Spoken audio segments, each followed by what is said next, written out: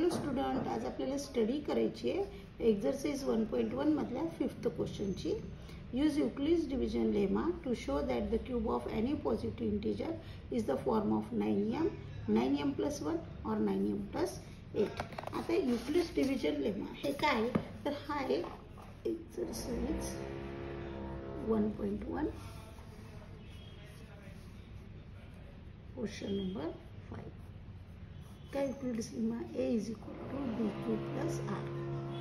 ए काय positive integer ज्याला आपण डिव्हिडंड म्हणतो. b is the divisor, q is the quotient and r is the reminder.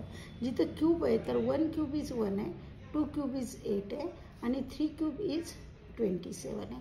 आपल्याला जे आन्सर काढायचं आहे ते आन्सर आहे 9m, 9m + 1, 9m + 8 आणि 9 इज 27.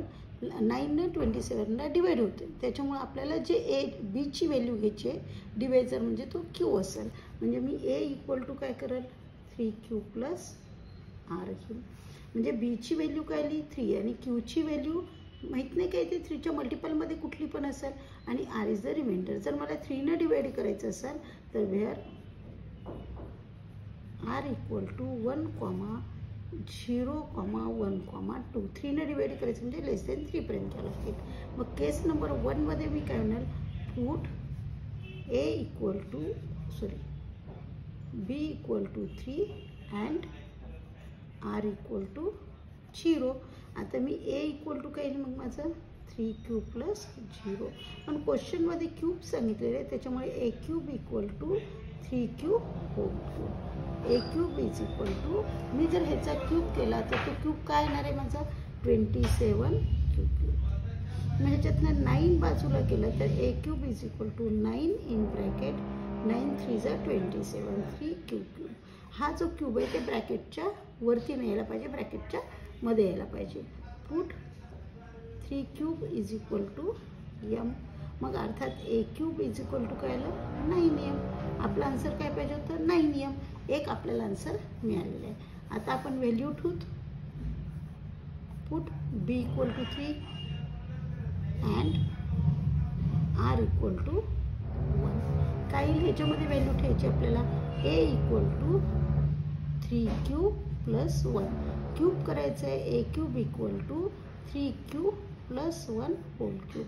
फॉर्म्युला कोणता यूज करताल आपण, a + b whole cube = formula a³ + b³ + 3a² + 3ab².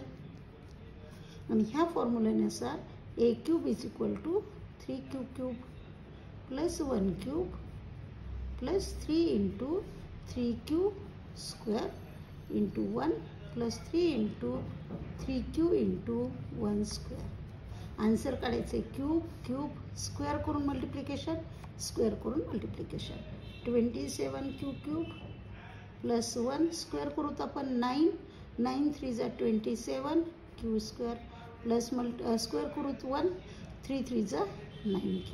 हे सगळ्या ह्याच्यामध्ये 1ला मी बाजूला घेते, लास्ट टर्म लिहिते 27q³ 27q², 9q + 1. एवढ्या ज्या टर्म्स आहेत त्या मल्टिपल बाय 9 आहे, त्याच्यामुळे 9 बाहेर काढते. 9 3 = 9 3 = 9 1 + 1 हे q आहे. ह्या ट्रायनोमियलसाठी put 3q² cube + 3² + q = m. a³ काय मिळालं आपल्याला 9m + 1. सेकंड आन्सर मिळालं केस 2 मध्ये. केस 3 घेऊत आपण. Put b = 3 and r = 2. a = 3q + 2. Cube करत असताना a³ = 3q + 2 होल क्यूब. आता क्यूब मी एक्सपांड करेल. a³ = 3q whole cube + 2 whole cube. तोच फॉर्म्युला यूज करायचा आहे. 3 × 3q² × 2 + 3 × 3q × 2 hole square. Cube solve करायचं आहे, क्यूब सॉल्व करायचं आहे, स्क्वेअर सॉल्व करून मल्टिप्लिकेशन, स्क्वेअर सॉल्व करून मल्टिप्लिकेशन. 27 क्यूब प्लस 8 प्लस 9 9 3 जा 27, 27 2 जा 54 क्यू स्क्वेअर प्लस 4 4 3 जा 12 12 3 जा 36 क्यूब. हे सोडून बाकीचे 3 टर्म्स मी आधी घेते 20, कारण ह्या मल्टिपल ऑफ 9 आहेत.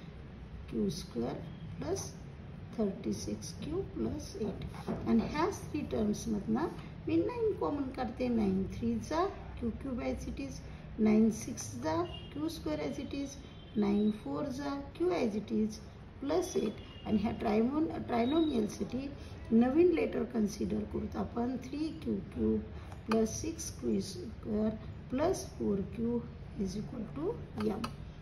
Therefore, a cube is equal to 9m plus 8. आता जर तुम्ही a क्यूबचं आन्सर बघितलं तर 9m आहे, दुसरेच आहे 9m plus 1 आणि थर्ड टाइम झालेलं आहे 9m plus 8. आणि ह्या 3 केसवरनं फ्रॉम 1 to 3 आपल्याला प्रूव्ह करता येते किंवा आपल्याला असं म्हणता येईल the cube of any positive integer is of the form of 9m, 9m plus 1 or 9m plus 8.